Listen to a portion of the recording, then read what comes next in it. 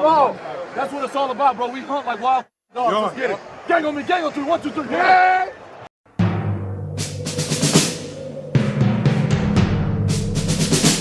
The autumn wind is a pirate, blustering in from sea. With a rollicking song he sweeps along, swaggering boisterously. His face is weather-beaten. He wears a hooded sash, with a silver hat about his head, and a bristling black mustache. He growls as he storms the country, a villain big and bold. And the trees all shake and quiver and quake as he robs them of their gold. The autumn wind is a raider, pillaging just for fun. He'll knock you round and upside down and laugh when he's conquered and won. As hard as it's been to watch the Las Vegas Raiders the last couple of decades, it's even harder to watch them now. Watching them lose is one thing, but watching them not even be able to score a point like in Week 7 against the Kansas City Chiefs is even worse. Can the fans get a little bit of excitement out of the deal? Can we at least celebrate a touchdown? Clearly, this is a rebuild the Raiders are in the process of, and owner Mark Davis believes in the process, and head coach Pete Carroll, the guy that's overseeing it.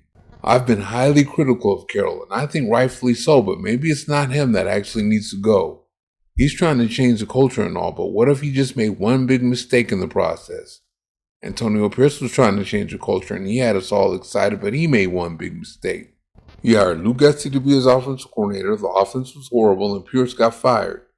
Carroll's mistake was hiring Chip Kelly to be his offensive coordinator. The offense got worse, and the Raiders just played the easy part of their schedule. Carroll is likely getting a pass because he's a Super Bowl winning coach, but he needs to fire Kelly. When you think about it, why would Carroll even hire Kelly? The two are diametrically opposed when it comes to how to play offensive football. Carroll wants to play physical, smash-mouth football and run the football, throw the ball deep off of play action.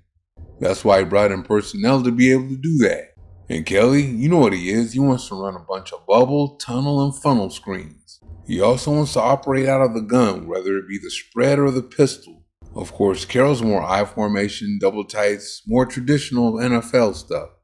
I was fooled into thinking Kelly changed into doing more of that at Ohio State, but that wasn't the case at all. He was just trying to appease his boss, head coach Ryan Day. When left to his own devices, Kelly is who he is, and Carroll didn't bother him. He focused on defense instead. That turned out to be a mistake because Kelly couldn't help himself. He's determined to prove he can make his offense work in the NFL. Again, I don't see how he hired Kelly because he's as different with his players as he is in his philosophy. Unfortunately, to revolutionize football the way Kelly planned to, that takes a personality that's against people, even against your own people, because you're so determined to make what you're doing work. You become like a dictator. Everyone on the team is to follow your lead and shut up because you're the one that knows the way. He doesn't want to hear or see anything of your individuality or personality because all you are is a part of the system he created. Nothing is above the system. It's not personal. That's where Kelly went wrong though. So much of the game of football is about relationships. Kelly's missing that. You only have use to him as an X or an O in his system. When Kelly was the head coach of the Philadelphia Eagles, he even had a dress code for practice. You couldn't even wear black socks.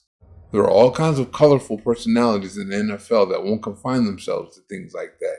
That's why LaShawn McCoy, Deshaun Jackson, and Michael Vick didn't get along with Kelly. That hasn't changed either. He brought that to Las Vegas and Jackson Powers Johnson, who has a strong, colorful personality. Unless your head coach or someone above him disagrees, your coordinators decide who starts, so Kelly's definitely the reason why Powers is in the situation he's in right now. With all the talk about competition this offseason, Powers got his center spot taken without a competition. Jordan Meredith isn't doing so well at the position either. He was a good guard though. You could tell it's Kelly because at a press conference he said Meredith's what you're looking for in a center. He said that because he's smaller and he assumes that he's more athletic. I mean really. Is not calling the right protections what you're looking for in the center? Is Aaron snaps what you're looking for in the center? Is getting pushed back every time you run a quarterback sneak what you're looking for in the center? If that's what you're looking for in the center, Meredith's your guy. He's a really good guard though. Meanwhile, Powers gets benched for struggling with the best interior defensive lineman in the NFL. Kelly even struggled to admit it in games that he played well. Then of course there's running back Ashton Genty. All he needs is for Kelly to get out of the way and let him do his thing. It seems like all Kelly's wanted to do since the Raiders got Genty in the building is get in the way. Remember when he said he doesn't know why everybody's so worried about 3 inches in his stance? Well, why is he worried about it? From what I hear, it was he that made him change his stance. From there, I imagine it was Carroll that allowed him to go back to his Michael Myers stance. He played well, and there's nothing Kelly can do about it now. Once Genty started playing well, you'd think Kelly give him the ball all day, but he gives him the ball even less now. Is that because he's salty because he can't keep him confined to the stance he wants him to be in? It may not make sense to you, but it's possible because Kelly's been known to be that rigid. He's known to get into a battle of wills with his players too. Why else would he give Genty the ball once in the first quarter and 4 times in the first half? Whatever this is, Carroll needs to step in there and put a stop to this and make Kelly get Genty the ball, because that's nonsense. Another big part of this whole thing is what did he do with quarterback Geno Smith? My goodness. I never accused him of being Andrew Luck, Patrick Mahomes, or Aaron Rodgers, but he's better than this. Why would he play at the level he played at the previous 3 years, then come to Las Vegas and crap himself? He's leading the league in interceptions, and he threw for only 67 yards in Week 7.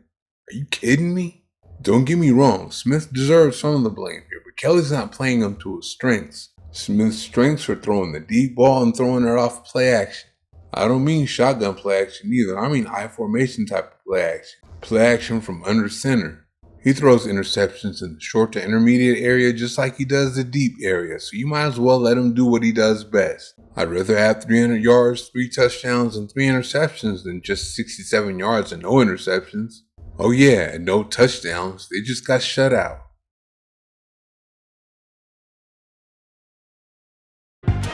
You know, I'm not saying Antonio Pierce is John Madden, but he might have been alright if he didn't hire Luke Getsy as his offensive coordinator. Kelly is certainly doing his part to ruin Carroll's stint as the Raiders head coach. Believe me, I'm not trying to say nothing's Carroll's fault. I mean, it's his fault for hiring him to begin with. I'm not saying the defense is playing like the 85 Bears defense either, but when your offense can only stay on the field barely for 30 plays, that's a problem. I don't know about now, but Kelly has to go after this season. This is horrible. If Carroll doesn't hire him, he's going to end up having to go out the door with them. Thank you for watching. See you next time.